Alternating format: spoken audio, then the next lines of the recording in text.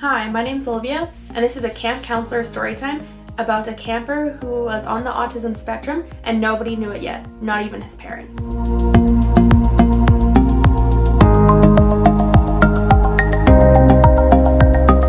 So, a little background information. I work during the summer at this camp in my town, and it's just a day camp and it's run out of the high school.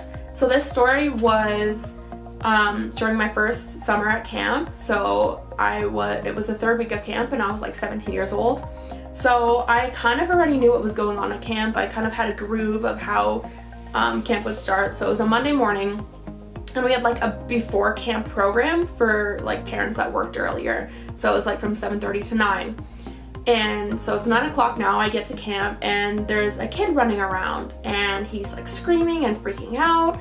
And I was pretty good at like working with kids that kind of needed more attention or needed help or kind of had an outburst. So basically what happened was I talked to the other counselor. I'm like, why is he so upset? And she said, I asked him to put on his shoes and this was his response. And he was really freaking out, throwing things, yelling. So I go up to him and I'm like, I get down this level and I say, hey, like, what's going on? And he starts yelling at me and says, bad teacher, and starts running away. And so I went after him with his shoes and he just would not put them on. And I was like, okay, that's fine. Do you know what? Maybe he just doesn't, maybe his shoes are too tight, maybe they're uncomfortable, maybe they're new. So I take him back to the classroom and I just bring him with his shoes, not with them on. So I ask him to sit down and he sits down, but he chooses to sit like away from the rest of the kids, like totally away, won't talk to them, doesn't want to talk to them, and that's fine. So we do like snack check and stuff in the morning and I ask him to pass me his snack so that I can check to make sure there's no peanuts in it or anything like that. And he literally just has a thermos with noodles in it. And I was like, okay, I guess he doesn't want snack, doesn't like snack. His mom didn't pack snack. His mom is the one who dropped him off. And so I was like, okay. So snack time comes around and he didn't have snack, didn't have interest in eating. I say, hey, I'm just gonna call him John. Hey John, do you wanna eat snack with everybody else? And he just sits there, doesn't care. At this point, he reoccurringly tried to run out of the classroom, but we kind of caught him on time before he ran out. And then it was time for us to kind of get assigned our campers. So the camp supervisor told me that I would be paired with him because I kind of was good with like the difficult kids, but I would have like less kids plus him. And I was like, okay, great, like I can deal with that.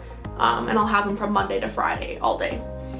And so John then runs out of the classroom just spontaneously. We're all talking around the desk, getting our counselor, like getting our information about the counselors. He runs out of the classroom. I chase him and he's like across the school and he's up in the gym looking at the fans and he's counting all of the blades on the fans and he's counting all of the fans and he has his head in the air, he's pointing, counting. He was 4. He counted to like 70 because it was a big gym and he was counting all the blades on all of the fans, but he was like recounting them. And I was like, wow, he's a smart guy. Like he can count to 70 and he's 4. A lot of the kids come in not even knowing their ABCs.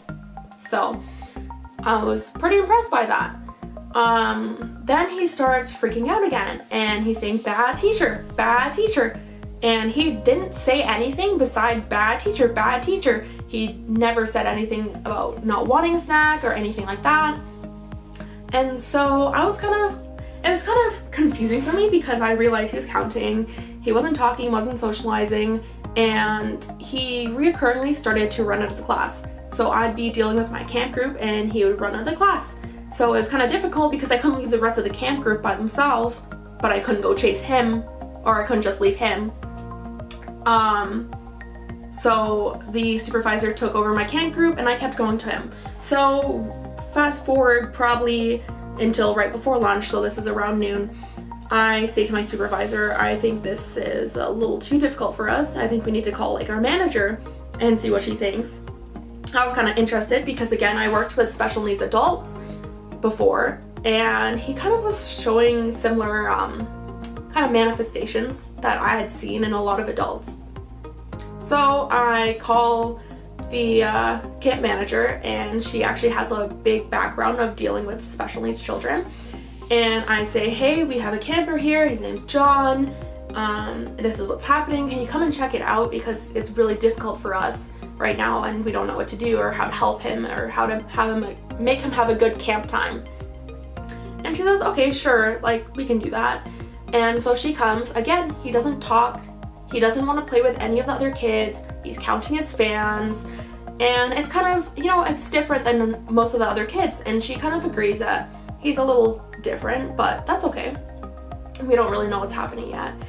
And then he starts playing with like trains and stuff, really likes trains, starts playing with cars, and he keeps saying to me, he keeps going, the bus will come at 10 o'clock. And I was like, what do you mean? So I was like, what did you say, Sean? And he says, the bus will come at 10 o'clock.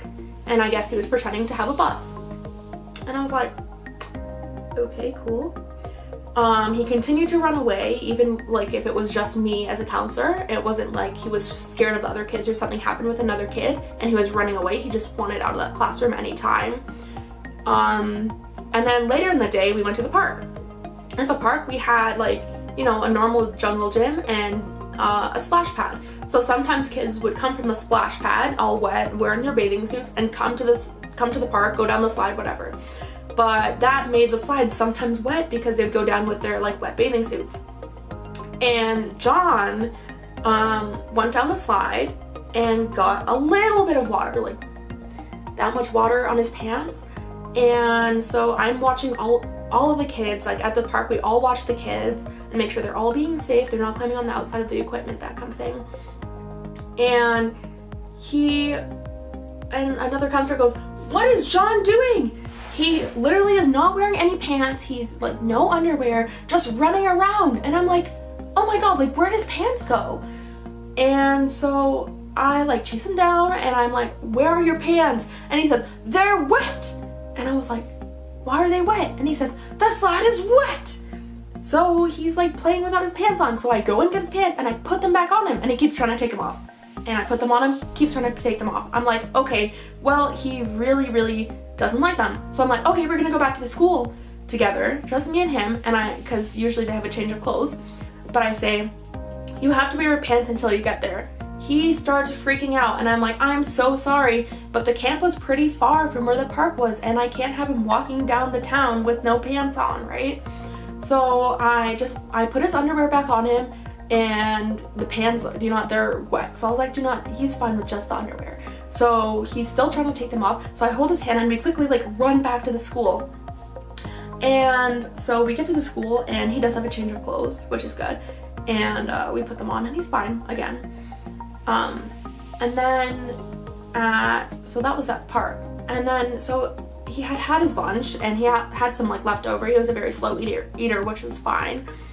But he was eating for snack. He had some like leftover food and he kept saying, George does not like tomatoes.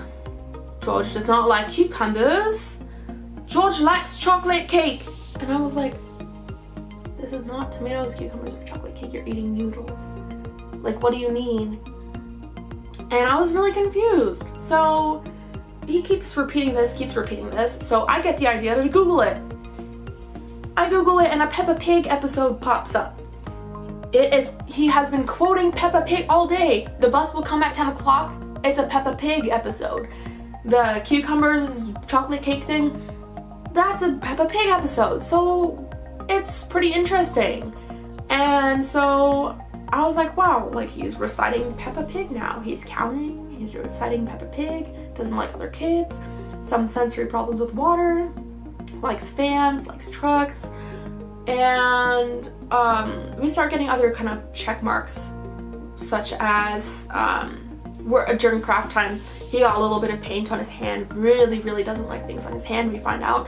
Starts freaking out, there's stuff on his hands, we wash it off, doesn't like water, doesn't like soap, will dry it all over you, really doesn't like that. He constantly was going, like smelling his hand, but like doing it like that. And it was kind of interesting, right? Like we kind of had all these pieces, and so when the end of the day comes, we talk to his mom and we say, this is how it went, like what, like he's a little different from other kids. Like, is he normally like this, or was this just a bad day? And she says, John is sophisticated. This is exactly how he acts. Throughout the entire like camp experience, he continued with that running away. He would run into parking lots, did not care, always running away, always counting, very like kind of sensitive with his hands. If another child took a toy that he wanted, he would hit them and get really, really angry. My manager says to the mom that maybe he needs to be tested for something, because the way that things were adding up, it just was not typical for a 5-year-old. And yeah, he could have been sophisticated, but it just kind of wasn't normal behavior. And so she kind of denies it. She says, this is my only child, he's perfect, he's really good. And we're like, we totally believe you, like, he's a really good child, but he's kind of hitting all the check marks for a child that is on the autism spectrum. And she doesn't agree with us. So the camp week ends. The entire week was kind of messy. You know, he was always running away, kind of doing the same things over and over and over again. Only wants his noodles, does not want to talk to any kids, does not want to play with any kids, just wants to play with his trucks, just wants to recite Peppa Pig. 1 year goes by, and again, it's during like I think it's during like the 5th week of summer, so this is last summer now, and I actually was an inclusion counselor that summer, so I was working with all the special needs kids with different abilities, and it was an amazing experience. And Lawrence shows up again, and I'm like, oh my guy, and he's so funny, and I absolutely loved him. And his mom comes up to us and says, I got him tested mid-year last year, and he is on the autism spectrum, and he has been in an adaptive classroom, so a classroom with other children with different needs, since. But she didn't enroll him with a one-on-one counselor, so he would be in the general camping environment. And we told her it's not really safe for us to do that, because he needs somebody to be watching him and somebody to be giving him what he needs to be successful at camp and to be able to participate properly. But she didn't want to pay for it, and she didn't want to do it. So we're like, okay. I just kept a special watch on him while I was with my other child, which wasn't bad, because my other child was really, really great as well that week. But you know, he continued, he really developed over the last year, and you could tell he kind of got the help he needed. But he was really funny. He really likes narration. So again, as I said, his name is John, and he would go, John is, and look at you. And for a while I was like, what does he want from me? But I realized he wanted to be narrated. So say he was like playing with a car and he like crashed them, he'd say, John did. And I would say, John crashed his car. And he would get so excited, and he'd go, oh yeah, I did. And you know, he absolutely loved it. If he was playing tag, he would end up playing tag with us. He'd go, John is, and I said, John is running, and he'd go, no. And I was like, John is playing tag, and he'd go, no. And I'd say, what is John doing? And he would say, John is chasing the other children. Exactly like that. And I was like, okay. He did continue to run away during, you know, the rest of our camp experience. That diagnosis was crucial for us to ensure that he was kind of safe. I mean, even if he had come back to camp without a diagnosis, we would have kept an extra eye on him, because it's not safe for him. Like, again, he would run into parking lots, he would run out of the classroom with, like, there's 30 kids in the classroom, and he would run out randomly. And it's hard to catch, because you're so busy with your other campers and what you're doing, and for him to run out is so dangerous, right? Like, you never know what could happen, especially because in the first year he was 4 and then he was 5, right? Like, a 5-year-old could get into anything, get lost anywhere. So we were really lucky for that. We kind of caught that early on, and we knew that he needed that extra attention. But yeah, that was my story time about a camper that was on the autism spectrum, but it was unknown until camp. So yeah, I have a lot of other camp story times, some a lot more wild. I also have a ton of just general story times, so I'll definitely be posting those too. If you liked the video, please like it, and please, please, please comment what you liked about the video, what I could have done better, and what other videos you'd like to see, because that would be great. Alright, thank you, see you next time.